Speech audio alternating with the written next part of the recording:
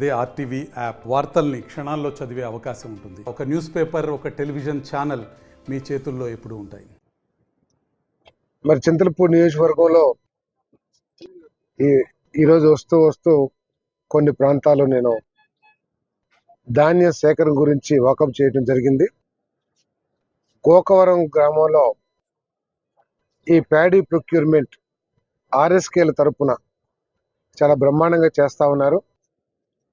అక్కడ మాయిశ్చర్ కూడా 16-17 పాయింట్లే వస్తున్నట్లు అక్కడ ఆర్ఎస్కే సిబ్బంది నాకు తెలియజేయడం జరిగింది.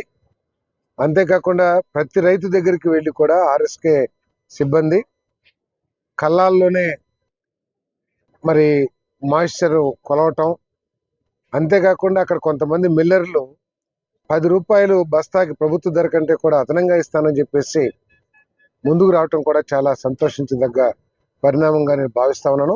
ఇదంతా కూడా ఏంటంటే ప్రభుత్వం చేస్తున్న కృషిలో భాగంగా రైతుకు జరిగే మేలు అని చెప్పేసి నేను భావిస్తా ఉన్నాను. అదే సమయంలో కొన్ని ప్రాంతాల్లో ఇంకొక గ్రామం కూడా నేను మాట్లాడటం జరిగింది, వెలగలపల్లి. మరి అక్కడ రైతులు చెప్పింది ఏమిటంటే, రైతులు ఆర్ఎస్కే సిబ్బందికి తెలియజేయకోకుండా లేదా ఆర్ఎస్కే సిబ్బందితో సంప్రదించుకోకుండా వాళ్ళు ఉద్దేశపూర్వకంగా కానివ్వండి, లేకపోతే వాళ్ళకి వర్షాలు వస్తాయనే భయం కానివ్వండి, లేకపోతే ఏదైనా కారణం కానివ్వండి, నేరుగా మిల్లర్లకి తోలేసినట్లు ధాన్యం సరఫరా చేసినట్లు అక్కడ రైతులు కొంతమంది తెలియజేశారు. దాని మూలంగా కొంతమంది రైతులకి ధర లభించలేదు కూడా అని చెప్పేసి చెప్పడం జరిగింది. నేను ఆర్ఎస్కే సిబ్బందిని కూడా చెప్పాను, ఎక్కడైనా సరే ఏ రైతు కూడా వాళ్ళు ఉద్దేశపూర్వకంగా కావాలని, అంటే రైతులు నాకు చెప్పింది ఏంటంటే, ఆ ప్రత్యేకంగా ఆ గ్రామంలో రైతులు మిల్లర్స్ తో ఇచ్చిపుచ్చుకుంటాం కొంత ఉందండి ఈ గ్రామంలో, అందుకని మేము వాళ్ళకే వేస్తాము అని చెప్పేసి కూడా చెప్పారు. మరి అయినా కూడా మా ఉద్దేశం ఏంటంటే, ప్రభుత్వం యొక్క లక్ష్యం ఏదైతే ఉందో ప్రతి రైతుకి కూడా గిట్టుబాటు ధర లభించాలి, ప్రభుత్వ మద్దతు ధర లభించాలనే లక్ష్యంతో పనిచేస్తా ఉన్నాం. అందుకని జాయింట్ కలెక్టర్ గారిని కూడా ఇటువంటి గ్రామాల ప్రత్యేకంగా, ఎందుకంటే రైస్ మిల్లర్స్ తో సంబంధాలు కానివ్వండి, లేకపోతే ఇంకేదన్నా భయంతో కానివ్వండి, ఈ తక్కువ ధరకి రైతులు వేయకోకుండా వాళ్ళలో అవేర్నెస్ తీసుకురామని చెప్పేసి కూడా చెప్పడం జరిగిందని చెప్పేసి నేను మనవి చేస్తాను. మొత్తం మీద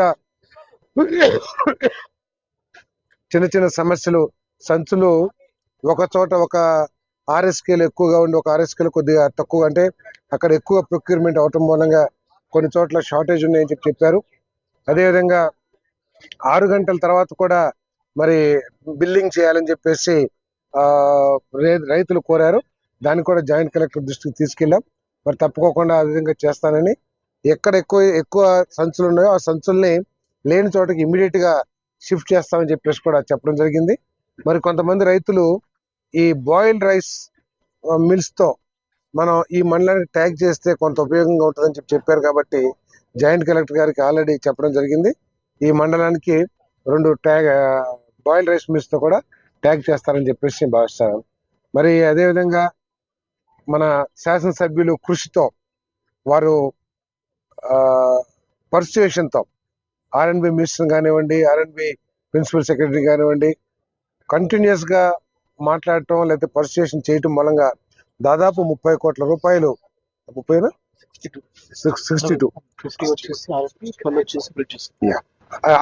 కోట్ల రూపాయలు మరి నిధులు కేటాయించబడటం అంటే నిజంగా నేను రోషన్ కుమార్ అభినందిస్తా ఉన్నా. నేను ఏ నియోజకవర్గంలో కూడా ఇంత పెద్ద ఎత్తున నిధులు కేటాయించబడలేదు. అది మరి రోషన్ కుమార్ గారి కృషి అని చెప్పేసి నేను ప్రత్యేకంగా అభినందిస్తున్నాను. ఈ ప్రభుత్వం యొక్క లక్ష్యం ఏంటంటే, పండక్కి అంటే సంక్రాంతి పండక్కి గుంటలు లేని ఆర్ఎన్బి రోడ్లని ఏర్పాటు చేయాలనేది లక్ష్యంగా నేను ఇక్కడ ప్రభుత్వం పనిచేస్తా ఉంది. దాంతోపాటు ఎక్కడైతే ఈ ఫ్లడ్ ఎఫెక్టెడ్ ఏరియాస్ ఉన్నాయో అక్కడ పర్మనెంట్ రెస్టరేషన్ కూడా చేయటం జరుగుతుంది. అంటే పూర్తిగా రోడ్ని కొత్తగా నిర్మాణం చేయటం కూడా జరుగుతుందని చెప్పేసి నేను తెలియజేస్తా ఉన్నాను. అంతేకాకుండా గత ప్రభుత్వం మీద నమ్మకం లేక ఆర్ఎన్బి కాంట్రాక్టర్ల బిల్లులు చెల్లించకపోవటం మూలంగా సెంట్రల్ రోడ్ ఫండ్ నుంచి నిధులు శాంక్షన్ అయినా, టెండర్లు కేటాయించబడ్డా కూడా పనులు ప్రారంభించబడ్డా. ఇప్పుడు మరి ప్రభుత్వ కృషి మూలంగా కానివ్వండి, ప్రభుత్వం తీసుకున్న చర్యల మూలంగా కానివ్వండి, కాంట్రాక్టర్లు ముందుకు వస్తా ఉన్నారు.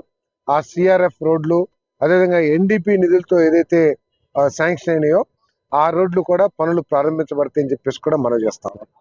మరి చింతలపూడి ప్రాజెక్ట్ ఎత్తిపోతల పథకం ఈ నియోజకవర్గానికే కాదు, వెస్ట్ గోదావరి, ఏలూరు జిల్లాలో, కొంత ఎన్టీఆర్ జిల్లాలో దాదాపు 4,80,000 ఎకరాలు, అంటే 2 లక్షలు కొత్త ఆయకట్టు, 2,80,000 రఫ్ గా సబ్జెక్టు కరెక్షన్, స్టెబిలైజేషన్. అంతేకాదు కొన్ని వందల వేల గ్రామాలకి త్రాగునీటి వసతి ఏర్పాటు చేసే చింతలపూడి మీద కార్యక్రమాలు ప్రారంభమైనాయి.